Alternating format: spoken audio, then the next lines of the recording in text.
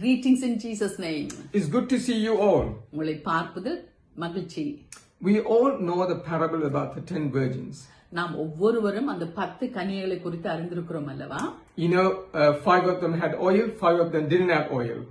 அங்கே 5 புத்தி உள்ள கன்னிகைகள் எண்ணெய் வைத்திருக்கிறார்கள், புத்தி இல்லாதவர்களுக்கு எண்ணெய் இல்லை என்று வாசிக்கிறோம்.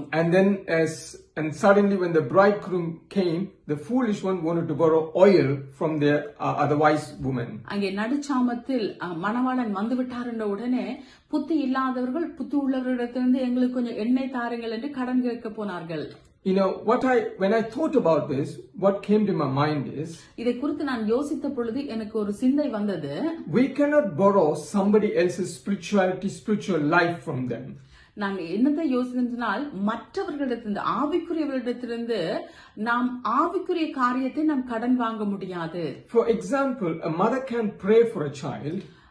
உதாரணத்துக்கு ஒரு தாய் தன்னுடைய பிள்ளைக்காக ஜெபிக்க முடியும். But she cannot know Jesus for her child. ஆனால் இயேசுவை சொந்த இரட்சகராக பிள்ளைக்காக தாய் செய்ய முடியாது. தாய் ஏற்றுக்கொள்ள முடியாது. A pastor can teach you about God.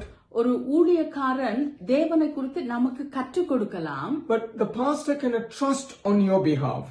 ஆனால் இந்த போதகர் தன்னுடைய விசுவாசிக்காக இயேசுவை ஏற்றுக்கொள்ள முடியாது, நம்ப முடியாது.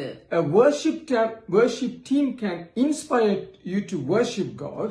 ஒரு ஆராதனை குழு, ஆராதனை நடத்துகிறவர்கள் நம்மை தேவனை ஆராதிக்கும்படியாக உற்சாகப்படுத்தலாம். But they cannot surrender and worship God on our behalf.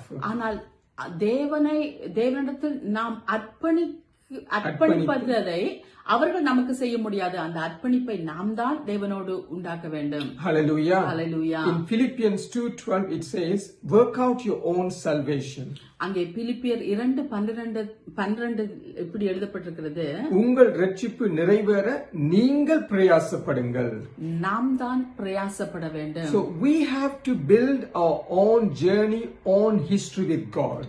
அப்படின்னு சொன்னால் நாம் தான் நம்முடைய சரித்திரத்தை, இயேசுவோடு இருக்கிற அந்த உறவை நாம் தான் உண்டாக்க வேண்டும், உருவாக்க வேண்டும். So the more the history, the more the journey that we build with God, that will help us to carry on and we will not run dry. நாம் தேவனோடு நேரம் செலவழித்து வேதத்தை வாசித்து நாம் தேவனோடு இந்த நெருங்கிய உறவில் நடந்து ஒரு சரித்திரத்தை நாம் உருவாக்குவோமேனால் மரண இருளின் பள்ளத்தாக்கில் நாம் நடந்து சென்றாலும் பொல்லாப்புக்கு பயப்படாமல் நம்முடைய ஆவிக்குரிய வாழ்க்கை எப்பொழுதும் இனிதாயிருக்கும். Hallelujah. Hallelujah. I pray that you will all build your own journey and history with God. நான் ஜெபிக்கிறேன், நாம்